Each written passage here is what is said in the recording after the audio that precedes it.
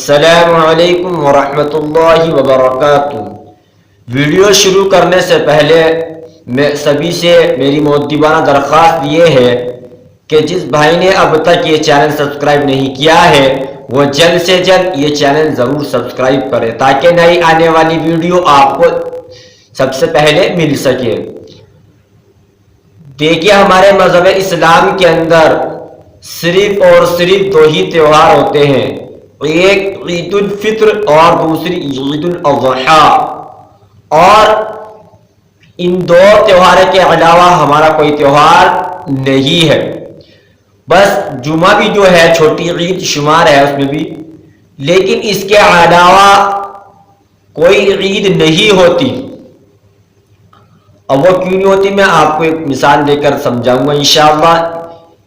کہ جو ہم 12 ربیع الاول بناتے ہیں یا 12 ربیع الاول میں کہتے ہیں کہ آپ کی پیدائش کا دن بھی ہے اور آپ کی وفات کا دن بھی ہے، مطلب لوگوں میں یہ بات مشہور ہو چلی، لیکن ہمیں اتنا بھی نہیں پتا کہ ہم علماء سے تحقیق کر لیں کہ کیا یہ حقیقت میں 12 ربیع الاول کو پیدائش ہوئی یا نہیں ہوئی، کیا 12 ربیع الاول کو آپ کی وفات ہوئی یا نہیں ہوئی، یا لوگوں کے اندر یہ بات مشہور ہے، بس ہم سنی سنائی باتوں پر عمل کرتے ہیں۔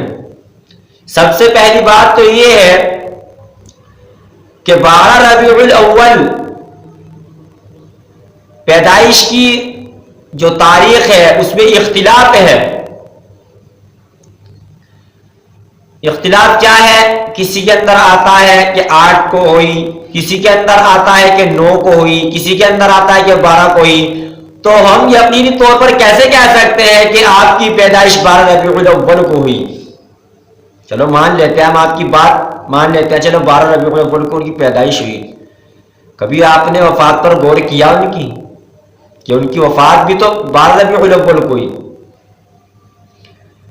لیکن ہم اس دن کو عید میلاد النبی کے نام پر مناتے ہیں، جشن بناتے ہیں۔ سب سے پہلی بات تو یہ ہے کہ اللہ تبارک و تعالیٰ کو سب معلوم تھا کہ آنے والے نسل کیا کرے گی، آنے والی جو امت ہے، آنے والی جو نسل ہے وہ کس گناہوں میں مبتلا ہوگی، سب جانتے تھے، اللہ تبارک و تعالیٰ سب معلوم تھا۔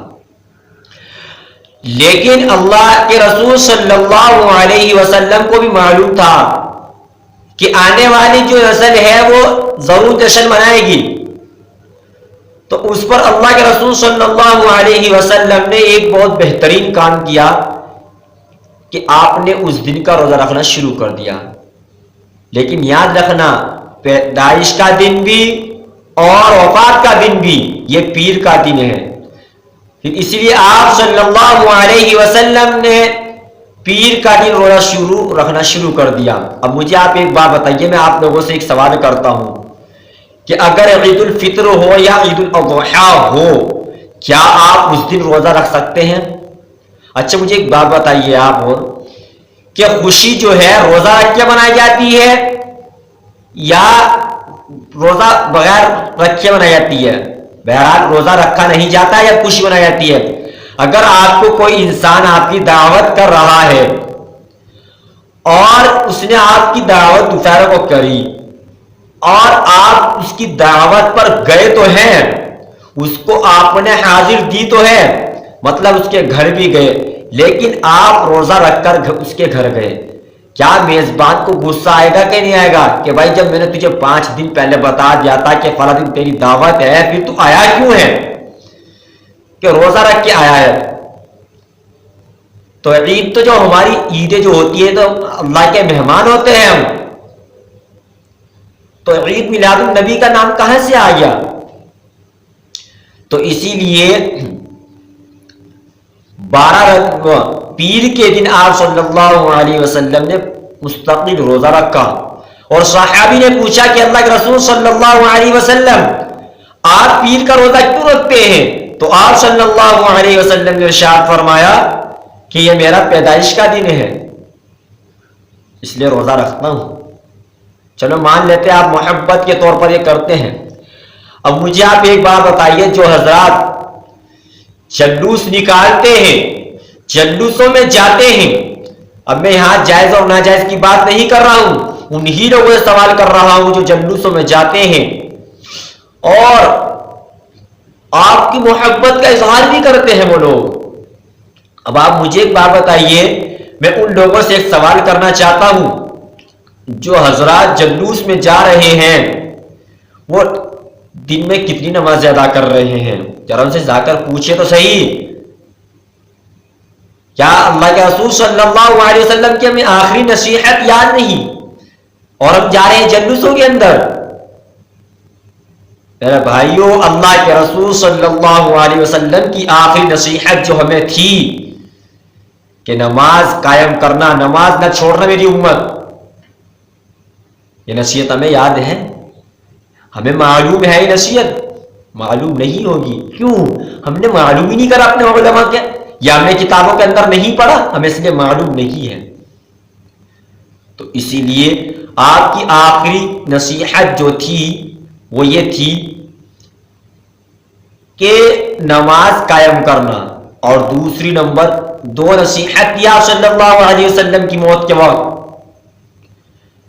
ایک تو نماز قائم کرنا، دوسری اپنے نوکر چاکر غلاموں سے رحم کا معاملہ کرنا، نرمی کا برتاؤ کرنا، ان پر رحم کرنا، ان پر سختی نہ کرنا۔ بتاؤ ہم میں سے کون عمل کر رہا ہے ان 2 باتوں پر؟ ہم فضول کی باتوں پر الجھتے رہ گئے، مطلب جو کام کی چیزیں تھی ہم نے وہ چھوڑ دی، اور جو فضول کی چیزیں تھی ہم نے پکڑ لی۔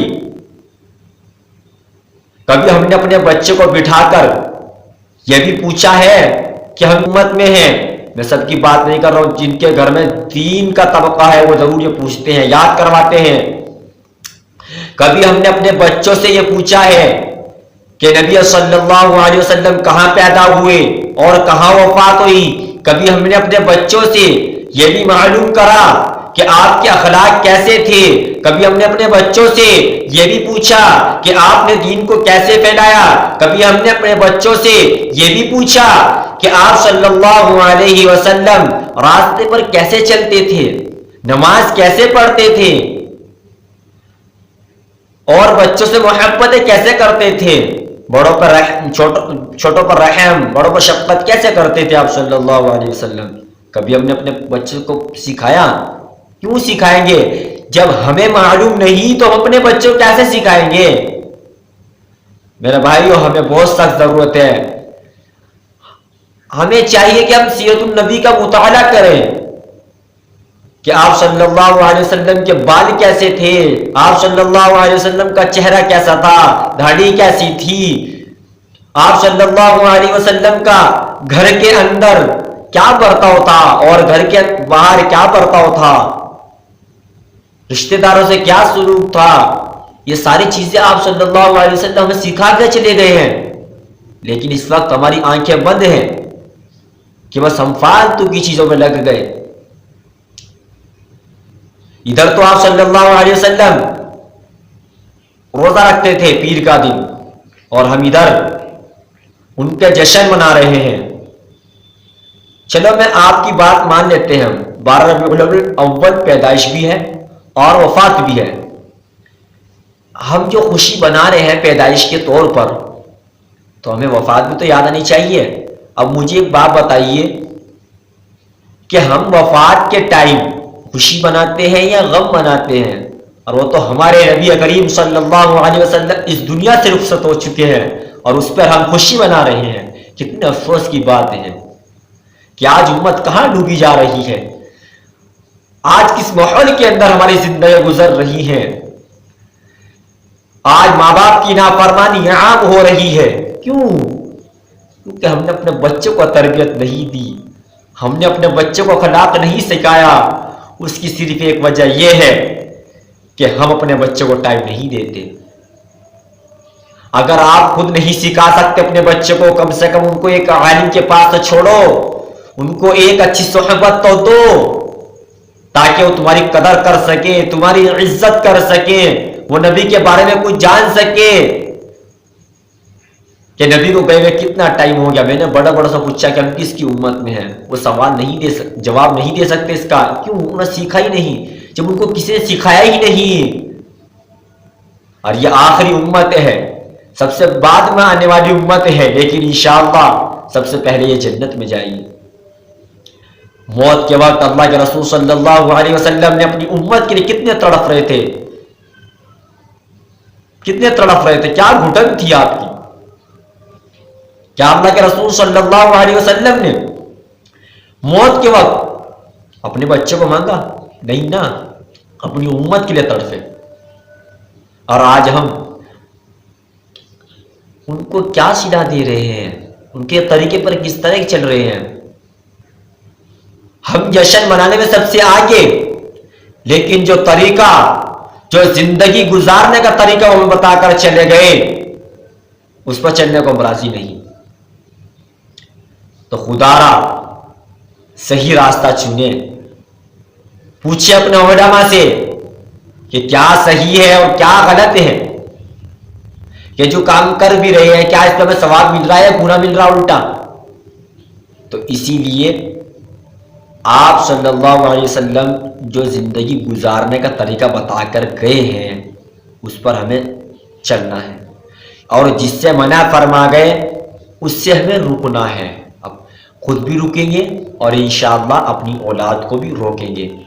ہم سیرت کے بارے میں خود بھی جانیں گے اور انشاءاللہ اپنی اولاد کو بھی سکھائیں گے۔ اور نماز کی پابندی کرنا، آپ صلی اللہ علیہ وسلم کی آخری نصیحت، نماز قائم کرنا، یہ امت نماز نہ چھوڑنا، بس یہ نصیحت آپ صلی اللہ علیہ وسلم کی ہمیشہ ہمیں یاد رکھنی ہے۔ اور جو آپ کے ہاں غلام ہیں، نوکر ہیں، ان کی بھی عزت کرنا، ان کا نرمی سے برتاؤ کرنا۔ تو یہ دو نصیحت ہیں، اسے ہمیشہ یاد رکھنا۔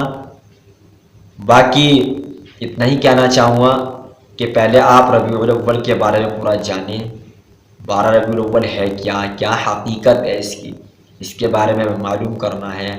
پھر اس کے بارے میں ہم کیا کرتے ہیں، جو ہم گناہ کرتے ہیں وہی سرزد ہماری اولاد ہمیں دیکھ دیکھ کر کرتی رہتی ہے، وہ ان کے دلوں میں ایسی چھپ جاتی ہے، پھر جواب ایک ہی ملتا ہے کہ ہمارا ماں باپ نے کہا تو ہم کیوں نہ کریں۔ ظاہر سی بات ہے، پھر اولاد باپ ہی کہنے پر چلتی ہے نا۔ تو پہلے ہمیں اپنے آپ کو سدھارنا ہے، اس کے بعد ہماری اولاد انشاءاللہ دیکھ کر سدھر جائے گی۔ تو ہمیں کیا کرنا ہے، سیرت النبی کتاب کا مطالعہ کرنا ہے، تو اس کے اندر انشاءاللہ تمہیں ساری چیزیں مل جائیں گی۔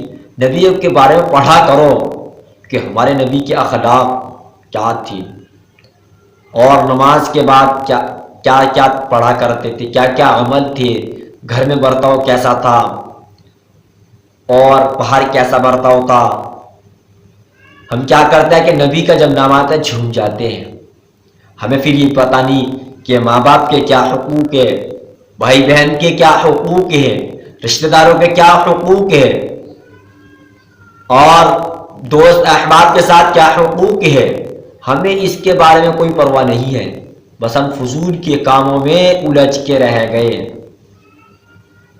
تو خدا را صحیح راستے پر ہم آ جائیں، ہمیں غلط راستہ چھوڑ دینا چاہیے۔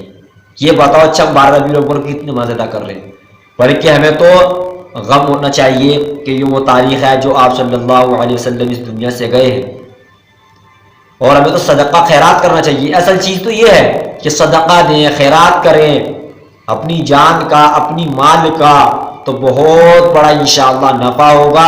جب آپ صدقے دینے کی اپنی عادت ڈالو گے تو آپ کو دیکھ کر آپ کی اولاد خرچ کرنے کو جانے گی کہ خرچ کیا چیز ہوتی ہے۔ ان کو یہ نہیں معلوم ہوتا کہ صدقہ ہے کیا چیز، صدقے سے کیا ہوتا ہے، ان کو بتائیں وہی صدقے سے بہت ساری بلائیں ٹلتی ہیں۔ باقی انشاءاللہ ملتا ہوں آپ سے نیکسٹ ویڈیو کے اندر، جب تک کہ آپ مجھے اجازت دے دیجیے۔ السلام علیکم ورحمۃ اللہ وبرکاتہ۔